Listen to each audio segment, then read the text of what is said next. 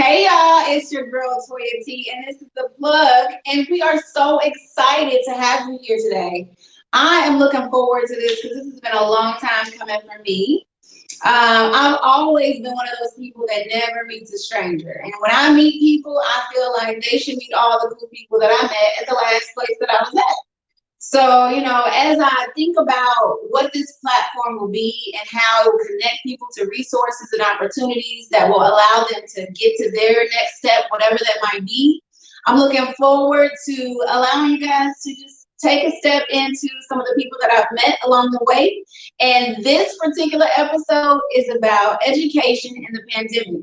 We've all been there. We've all been dealing with these ups and downs and the changes that have come into place as it relates to education.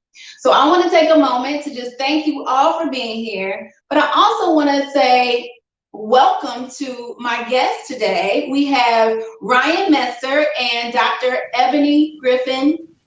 And I'm excited because they have a perspective that's really going to enlighten you on what resources are available. So thank you guys for being here. If you could just take a few minutes and introduce yourselves, let us know who you are, and tell us a little bit about who you are and what you bring to the table. Ryan, if we could start with you. Great. Longtime friend of Miss Toyia. We worked together at Johnson & Johnson quite a few years back. But I'm here representing Cincinnati Public Schools as Vice President of the School Board and a parent of two Cincinnati Public School kids who is, like lots of people, navigating these tumultuous waters of virtual learning during the pandemic. Thank you for being here, Ryan. It's always a good time when you're around. Yes. Dr. Griffin, do you want to give us a quick introduction as well? Yes, I'm Dr. Ebony Griggs-Grifin, and I am so honored to be here with you today, Toyia T, and with Ryan Messer. I'm here as a representative for the Community Action Agency, Cincinnati Hamilton County Community Agency Head Start. I have the honor of serving as the Education Director, and my position is really about serving and how can we ensure that we are supporting children and families. Absolutely. Well, I appreciate you being here, and I'm sure the guests are excited to hear more about your story and about the resources that you might have available. So I want to start with a question to you guys, and either one of you can answer first. And the question is, how has your education or the education of someone close to you been impacted by COVID-19?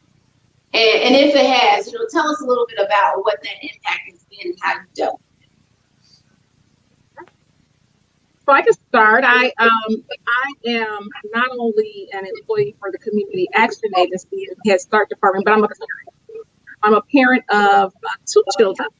So it has impacted me significantly as a parent.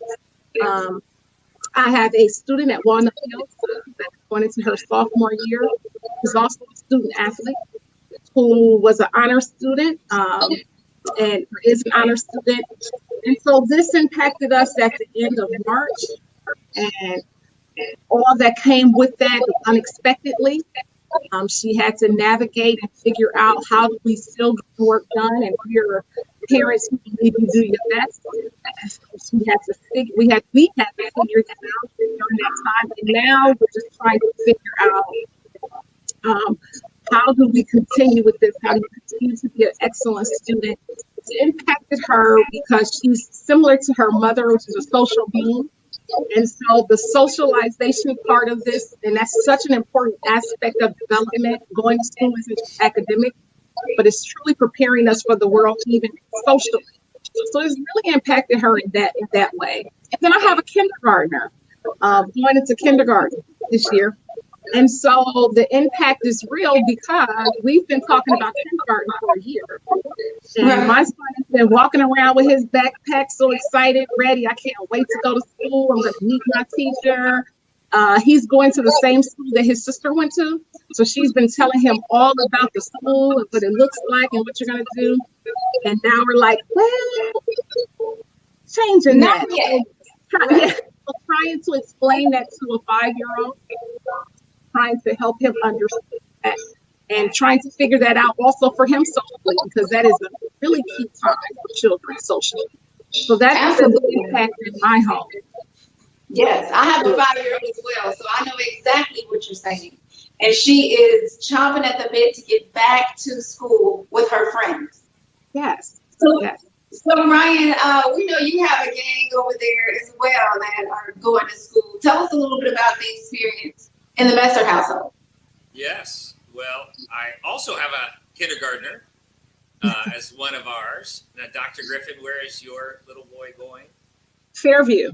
Oh, very good. Well, we're at North Avondale. Okay. So, yeah.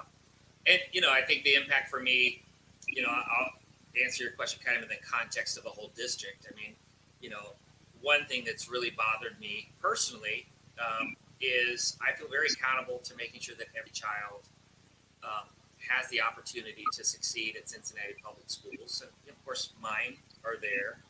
But, I care about every single child. And when you think about what happened in March, I remember getting a call that we had some reported cases, and then we got a notice from the superintendent one school had to be closed, and then we found out that some kids that were exposed in that school had siblings in another school, and that had to be closed. And then all of a sudden, within a few days, the whole district closed. We had students who weren't able to go back in the buildings where their things were in their lockers, and we had teachers who couldn't go back to their classrooms, and we were all thrust in this new universe of virtual learning. And you're trying to just survive a pandemic, and then trying to figure out this virtual learning and that type of thing. And then what I was really concerned about is how many of these children may not have access to internet. So were they able to even connect virtually? And then did they have a device so that if they had internet, they could connect? And Right. So that was a real problem out of the gates. And I just am so proud of the fact that now preparing for this fall, every child, including pre-K, will have a device. And we've worked the agreement with Cincinnati Bell to ensure that we get access to internet for those who don't have that. That's awesome. So we have a huge push. So anyone who can help us make everyone aware in the community that finances should not be a barrier to children having access to internet. And frankly, I think just being in healthcare, it's also going to help our seniors, because think about how many seniors might be able to now, with that internet, because their grandchild has it because of school, might be able to do virtual healthcare appointment and not have to put themselves at risk of going to a doctor's office or otherwise. So anyway, I think we're going to be a lot better off this fall than we were, kind of at the last minute when all that happened to us. Absolutely. I think we're a lot better prepared, right? Because we had the trial run where it's like, let's just throw you out there, see how you do, and then we'll come back and evaluate, right? So now that you've done it, right, and you've been thrust out and been forced to become a teacher and educator, what have you done that's helped to minimize kind of the disruption that you see in education? I know for me, it was like, you want me to do what? I'm supposed to teach her and feed her and entertain her and then do my job as well? Like, something's got to give. So what have you guys done? What are some resources that you've reached out to minimize that disruption? Well, one thing, our children live in any number of environments. Families look very different from one household to the other. You may have two parents in one household. You may have a single parent in another household. You may have grandparents in another household. So, one thing I think is the internal training, to make sure that we're looking at each child's situation individually. And let's say they have, they're living with a grandparent who may not be technologically savvy. How do we do onboarding for that grandparent to teach them then how to support the learning for the children? And so I think that's been great that our teachers with the administration have kind of developed this training that a variety of caregivers will have at their access. And, in a perfect world, we'd be able to provide the child care, because think about the single parents who are working, or parents with, even if you've got two parents working and you're making today's minimum wage, even if you can find a child care seat, which you can't, it would be your entire paycheck for two Right. kids. So child care is a real issue, and I think to me, what this may be one of the best things of the pandemic, that it has exposed a whole lot of people to the realities of the world that our families face. So all of our partners, I think we at CPS have known a lot about this, but as we're communicating to our partners throughout the city of Cincinnati and all the jurisdictions that we serve, it's really helping us paint a broader picture of what we have to do to bring equity in education to our children through bringing equity just in our communities. Absolutely. What have you done, Dr. Griffin, that has helped to minimize the disruption for you? For me, for myself, and as a parent, we've really talked about schedules and routines as much as possible. But I just want to say I agree with Ryan that I think before people thought that everybody has a phone, everybody has a smartphone. I think that we lost sight that there really is a digital divide, and when this all occurred, you used to hear digital divide all the time, and then you stopped hearing about that. And then when this occurred, it really removed the wool from our eyes and saying, oh, wait a minute, no, we have some gaps. We have some serious gaps. We have some serious inequities that we need to acknowledge, and then we need to figure out how do we handle things. So my position in my home was a very privileged position because my daughter had Wi-Fi. She could get on a laptop that we had already, and she was able to go to school. But for my husband and I, who are advocates in the community, and we work with children and families, it's important that we understood that that's just our lens, that's our privileged position, and to understand there are others who need some help. And so I think that this has really put us in a place where we can see, oh, we need to help, and here are some gaps, and how do we do that? Right. Well, there definitely is a digital divide. I know I was talking to one of my friends in particular that she lives in a pretty well-to-do area, and she was talking about how even in that environment, they had a need to really band together to create almost like a virtual classroom for the different students that were in their environment, because they didn't have the ability to be a teacher every day. So instead of being a teacher every day, they set it up to where they had pods, and they had 5 or 6 kids coming to each house, and they did a rotation. And that's, taking us back to that village mentality of how can we kind of band together to be a resource to one another, because even if I have the most money in the world, I may not have the time to give to be the teacher today. I may not have the patience. I may not have the curriculum, right?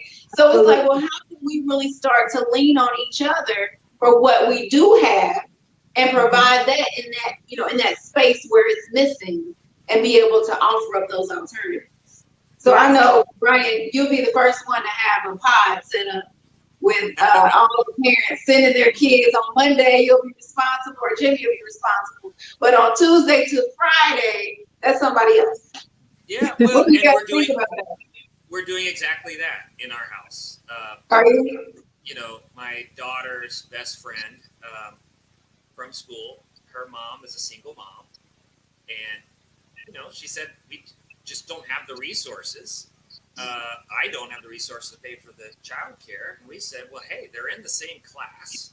They're going to be doing the same thing. What's one more? And then we found out that we ran into somebody else who's in the same situation. And so we kind of bundled it together. And so I think it creates a little bit more of a socialization for the kids. And it doesn't, so we've kind of built a pod and also stayed safe during COVID-19, I should say. We've been hanging together and, created this bubble, but that way the kids then have this kind of, at least a couple of kids are going through this with, and, I think it's the only way that we're all going to get through this, no matter what the situation is. The other thing that's top of mind for me is, let's say that, a child is with a sitter, and maybe they've got multiple kids at the site or whatever, how could we have virtual mentors? Still have a mentoring program, but do it virtually. Still have somebody who can be available to work through problems, discuss homework, where you're not going into a classroom necessarily or meeting, in the community somewhere, but use this now that we have technology, now that we have devices and internet. How do we connect mentors now virtually to make sure our students all have somebody they can call, even when mom might be working or dad might be working or whatever, that they have people. Yeah, Right. so I know for absolutely, I agree, Ryan, with that, because for Head Start, one of the things that we are looking at is while we are not opening our doors next Monday, we're virtually serving till the September. We are looking at is if mom has to go to work, someone, how do we support the friend, the family, or the neighbor?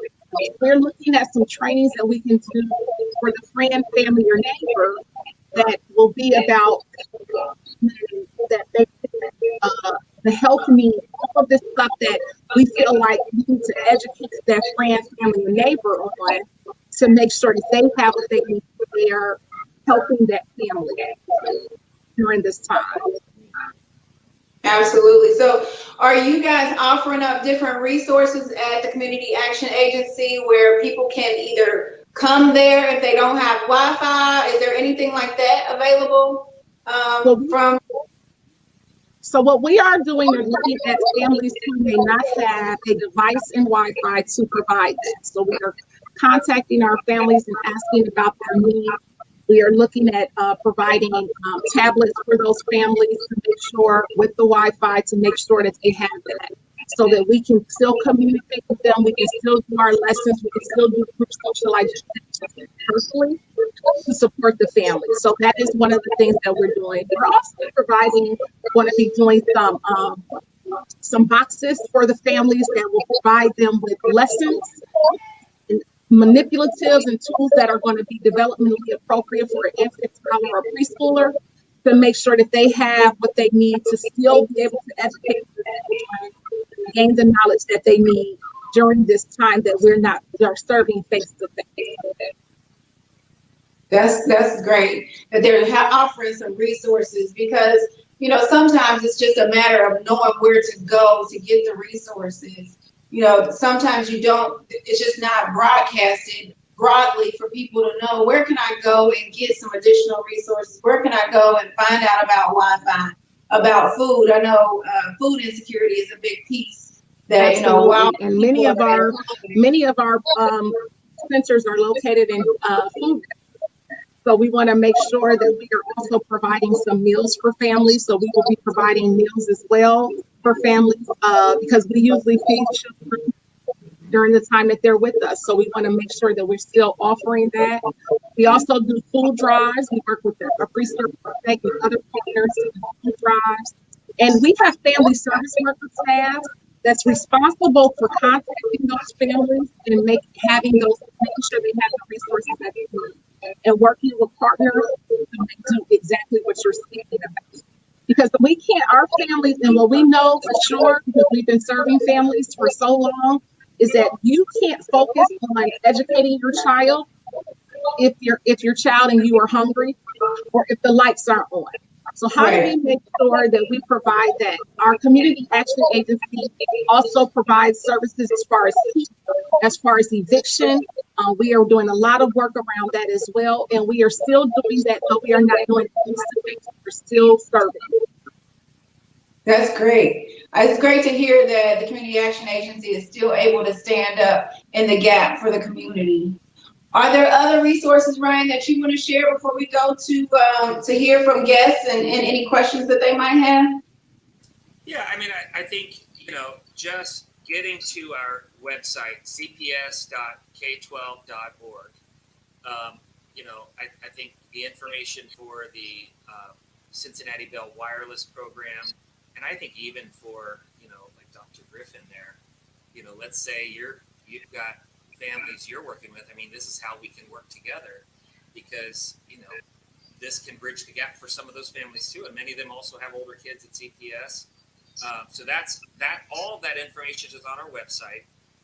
There's a variety of tools. There's an FAQ document just about how this whole virtual learning is gonna work.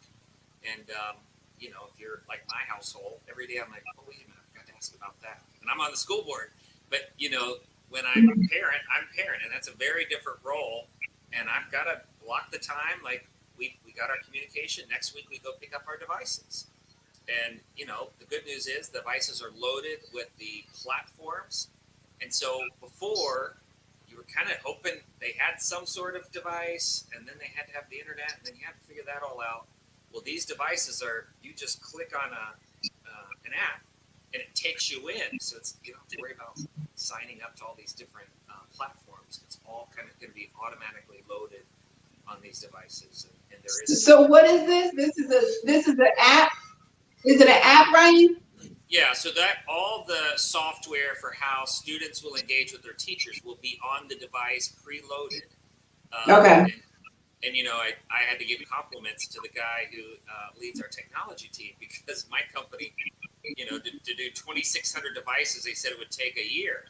Well, they're giving out 38,000 devices here in the month of August to kids, loaded and whatever. And I can't say enough about.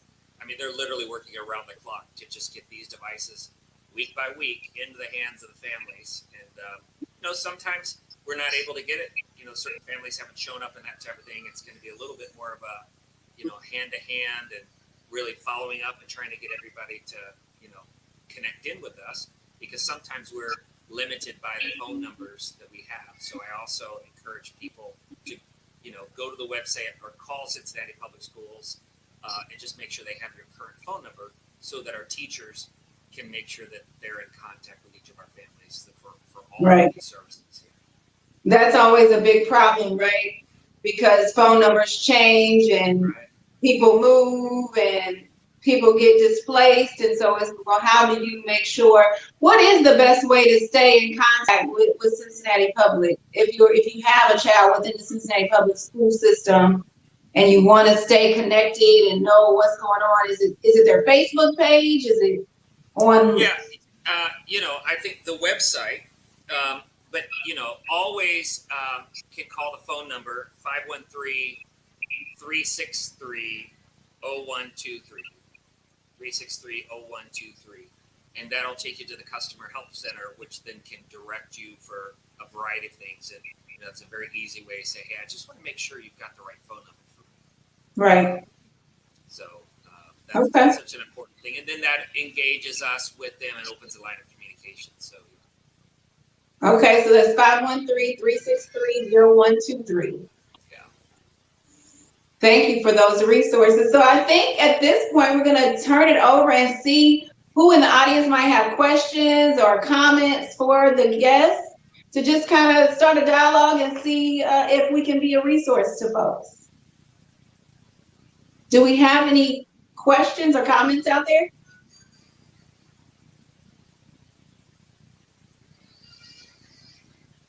Well, in the interim, while we're waiting for the questions, I wanted to make sure that the Cincinnati Hamilton County website, that people can find out more information about our services through that as well. And that is through our CAA website, cincinnati.cae.org. And then if people are interested at full enrollment for Head Start, or again, we have transient families, numbers change.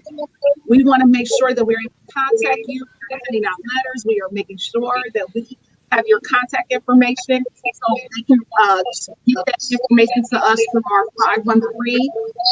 513-569-4510. You want to say it one more time, Dr. Griffin?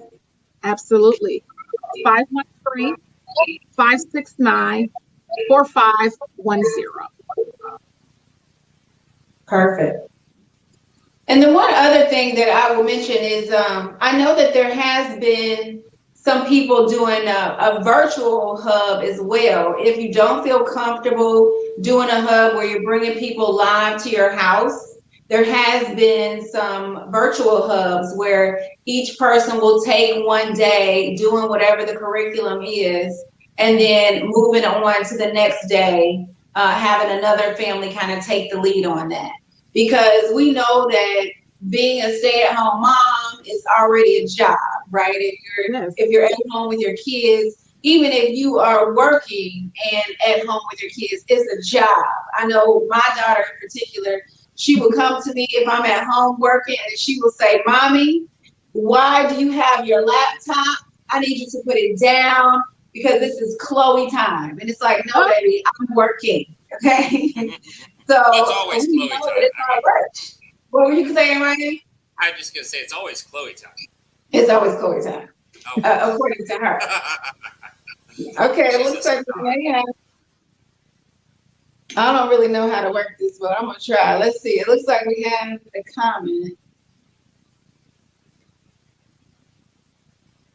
Okay. Okay, there's not any questions right now. So we're gonna continue the dialogue.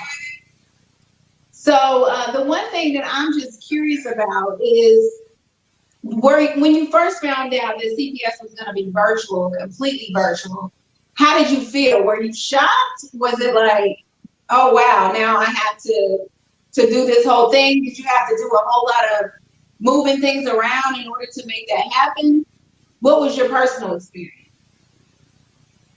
Well, I know for myself, I wasn't shocked. We're pretty connected, and because I work in education, we sort of know, we work very closely with CPS. They are one of our delegates, so we have Head Start children actually in the school.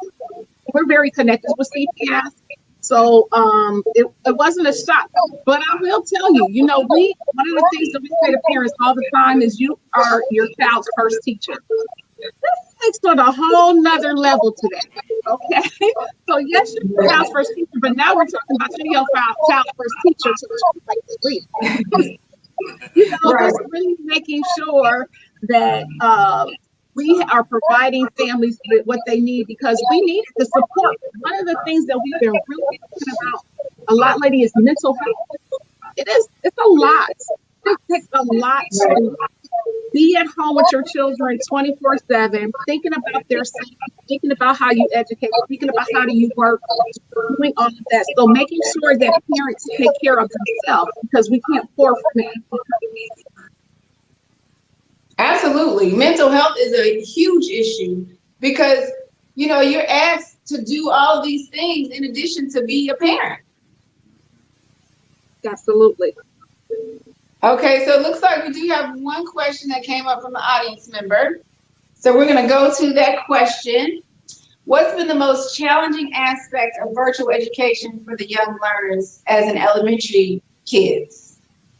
So what's been most challenging? Have you guys, did you have to do it before? Did you have to do virtual learning before they closed out school? Ryan? No. I mean, it was, one week we were kind of going in our normal daily routines, and then boom, Monday, no school. Right. And, so I mean, I think the thing with the early learners, and I've got a couple of them, these elementary age kindergartners, preschoolers, all the way up to third and fourth, fifth graders. I think the older kids were a little bit more used to, I've got my homework.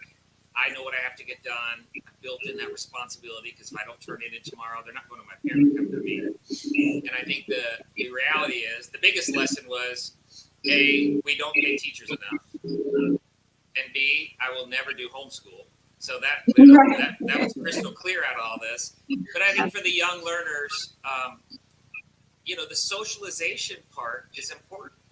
And all the wraparound services that, our schools provide, like food, Right. like healthcare, and, all these other things. And I think there was this like, oh gosh, not only are we missing out the learning piece, but we're missing out on the connections and the things that we need to be providing for these children. And so, Absolutely. we've worked to make sure these health centers stay open, of course, following all the COVID protocols, et cetera, but making sure that we at least do as much as we can to get those services. And some of the most difficult, frankly, are those children who have some sort of disability. Absolutely. And that sometimes it's going to be so difficult not to do it without that hands-on. So we've had to be imaginative, and I've been so proud of our teachers and staff who have worked with those children specifically. Well, thank you again for contributing. It looks like we have one more question from the audience. What safety nets are put in place to make sure students don't fall behind? Well, I think that would be a CPS sort of.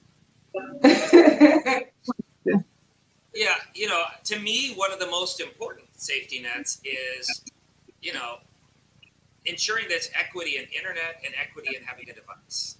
Because the number one reason that we were missing out with children is they weren't able to connect. And so we had to remove that barrier.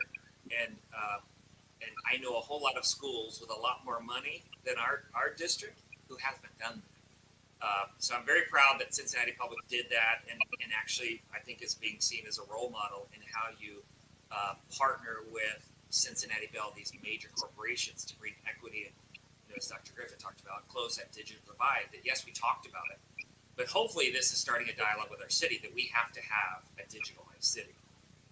There's access to healthcare and everything else. It's on top of education, but it's a lot easier to tell a story when children are involved because that tugs at their heartstrings. But this is a citywide education piece, and the other safety net is really making sure that, in addition to these large classroom gatherings, there are requirements set out for our teachers in one-on-one connections with our students. Right. So it's like, hey, we do these large calls and whatever. It's that in addition to the teachers and the paraprofessionals working kind of one-on-one with each child and each family to figure out how you make a plan that works for them in their environment. And for Head Start, one of the ways that we're doing that is to make sure that we still have our assessments, that we are working with our partners to make sure that if any child is not in their developmental area that they need to be in, that we're getting that support. We're still working with CPS to make sure our children are kindergarten ready. So our assessments will continue, and we will continue to still see our families and see our children even virtually, to make sure that they are hitting those milestones.